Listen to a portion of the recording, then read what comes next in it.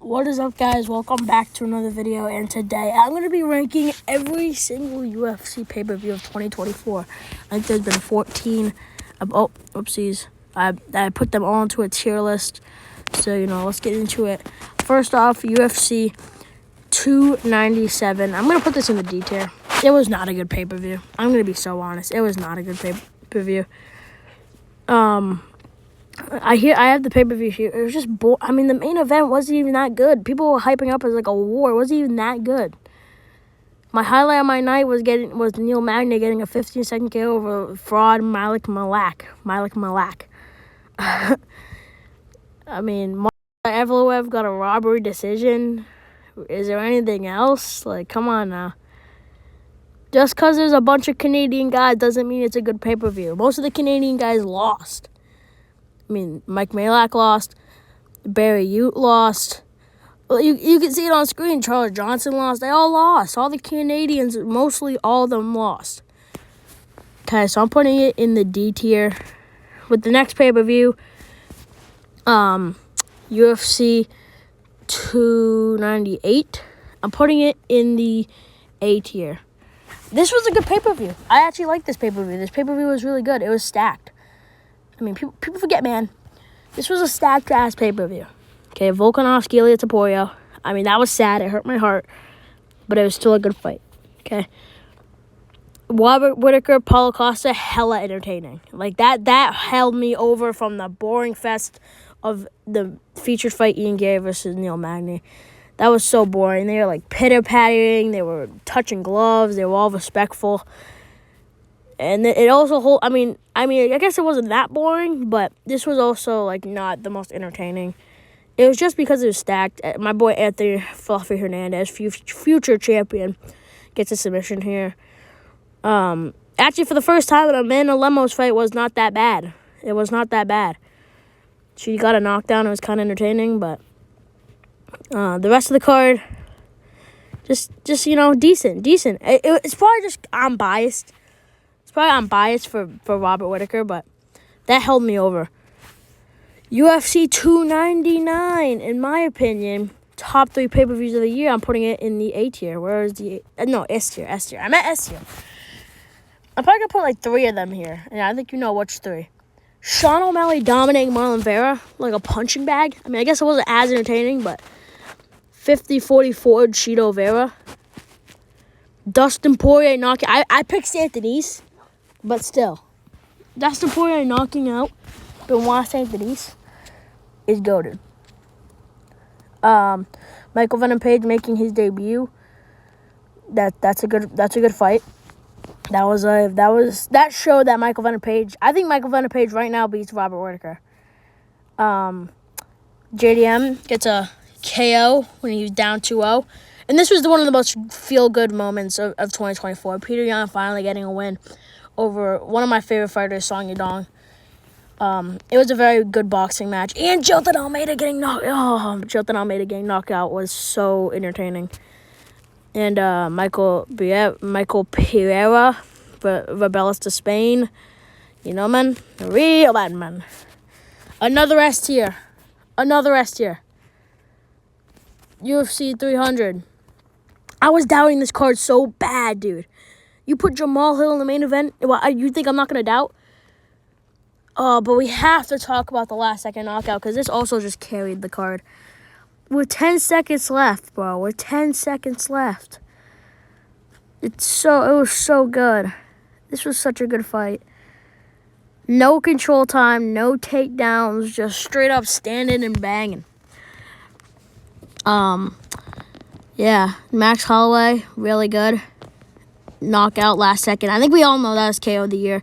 This fight was also kind of entertaining, I didn't really expect it to be entertaining, but Zhang Weili got a 50-45 or 50-44, whatever you want to call it.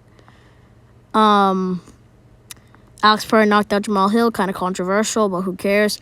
Armand and Charles had a semi-disappointing fight because I feel like people were like, this was a banger. I don't think this was a banger. I feel like this was like kind of mid. Maybe it's because it's just all the grappling, no knockdowns. Armand had 8 minutes of control time. Bo Nickel on the main card. That's why I doubt. This is the main reason. It's not even that Bo Nichols on the main card. It's that Cody Brundage is on the main card with him. It's not even that Bo. Honestly, you could make it if Bo Nichols was facing like a top 10 guy. Maybe you can make an argument that he could be on the main card. But he's facing Cody Brundage, dude. He's facing Cody Brundage. This guy should get kicked off the UFC. What's his best win? What's his best win? He doesn't have a best win. He loses to everybody. He doesn't have a best win. I mean, 1, 2, 3, 4. I mean, he's been here for a while. I do gotta say. He has been here since like 266, but yeah. I'm not gonna ramble about this card forever. The prelims were amazing. It's actually amazing that you could get Davis and Figueiredo on ESPN for free. I mean, come on. Diego Lopez knocking out Shruti Usyk, or whatever it's called. Goated. Yuri, this was also a feel-good win for me, at least. Yuri knocking out Alexander Rakic. But I can't ramble about this forever. UFC 301 is up next. Oopsies. UFC 301 is up next. I'm putting this in the C tier. People kept saying he was underrated. I still think it was mid.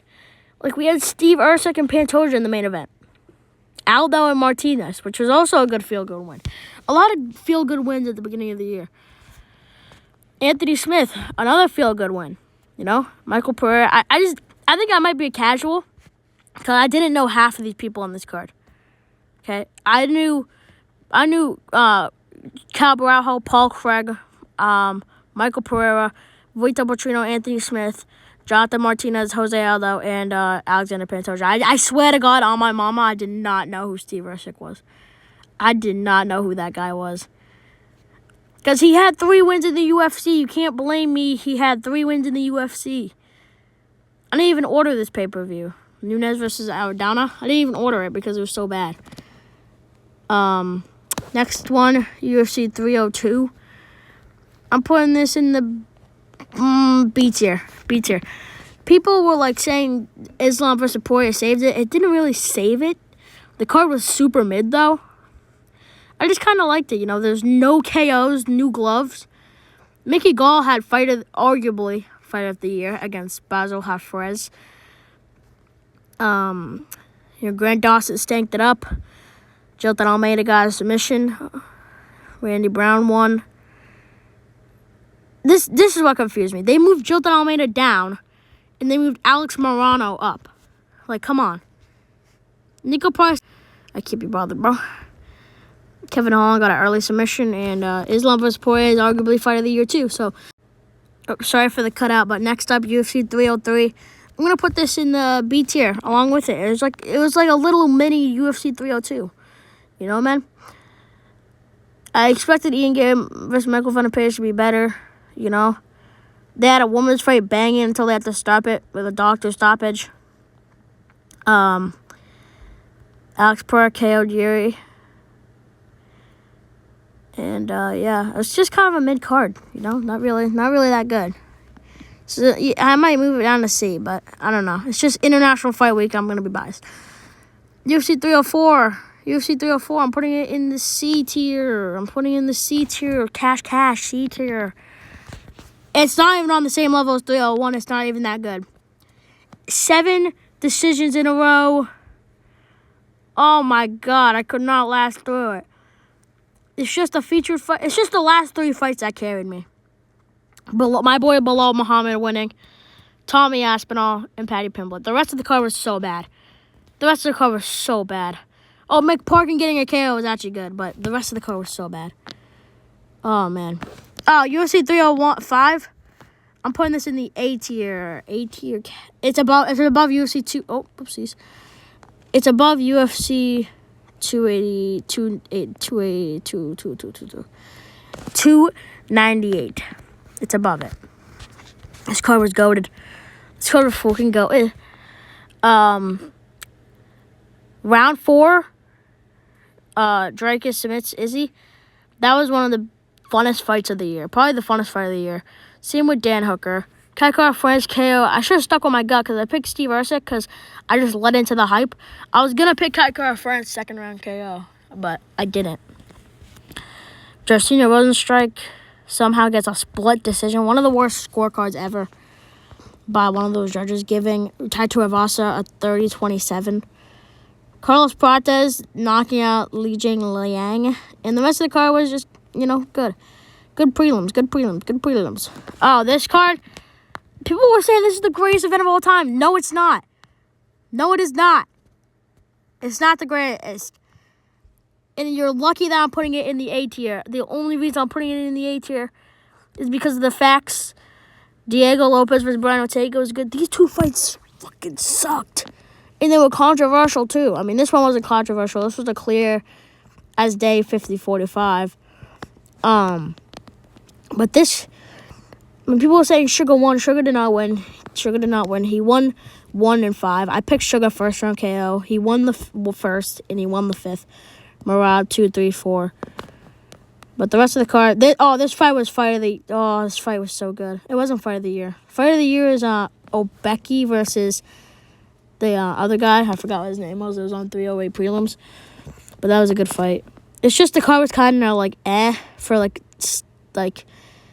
it was just a bunch of Mexicans, which I like them. Mexicans are the best at fighting. They're the best boxers. But it's just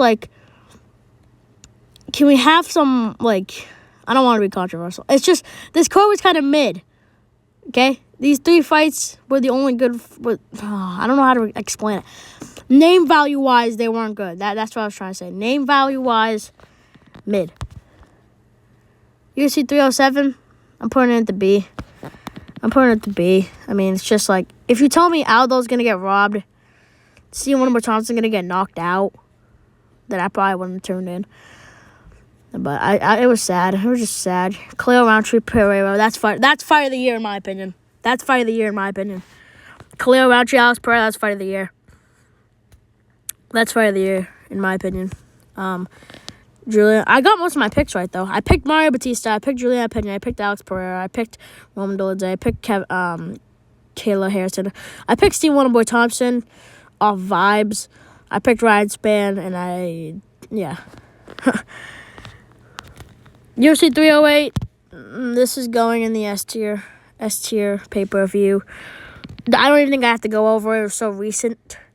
Ilya Topuria knocked down Max Holloway. Robert Whittaker gets submitted. Magman Ankalaev calls out Alex. And, Shara Bullet arguably gets knockout of the year with a spinning back fist. And, the rest of it was kind of a strange card, though, because, 3 people got injured. And there was a robbery at the beginning. You know, man? A real bad man, bro. You get me? UFC 309. This is probably the worst pay-per-view of the year. I'm putting it in the D tier. Above them. I'm putting it in the D tier. It was just mid. No, it wasn't mid. It was bad. Stipe got KO'd. Charles versus Michael, another overrated fight.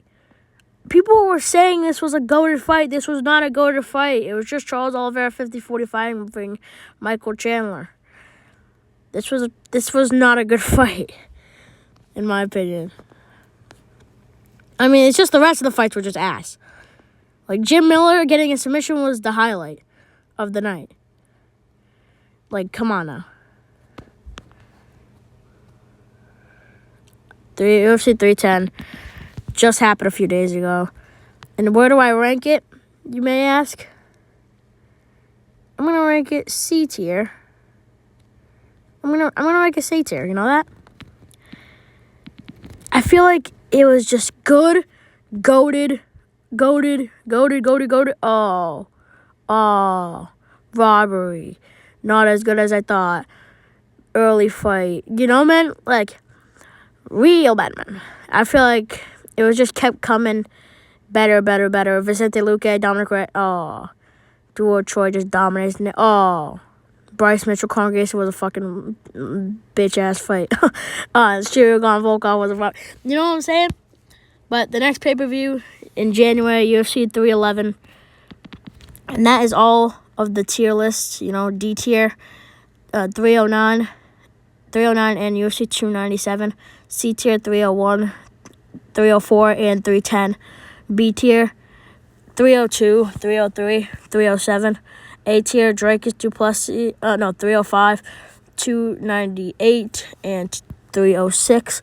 And then the S tiers, Sean O'Malley, 299, 300, 308. Out of those, it might have to be 299, but hey, I'll catch y'all on the next one. Thank y'all for watching. See ya.